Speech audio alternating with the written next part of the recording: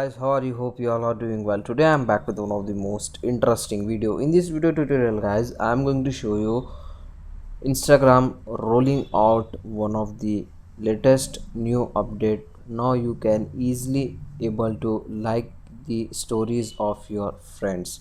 So for this guys, first you need to update the Instagram from the Google Play Store. After updating, open the Instagram. After opening, just open your friends stories like this, and here you can get the option in the bottom right side corner of your screen, one heart icon. As you can see, if you want to like your friend's story, just tap on that heart icon. That's it. Before this guys, there is no like option on Instagram. Now Instagram was rolling out this amazing feature. Hope you like this. If you like, please guys don't go back without like, share and subscribe to our channel. Thank you very much.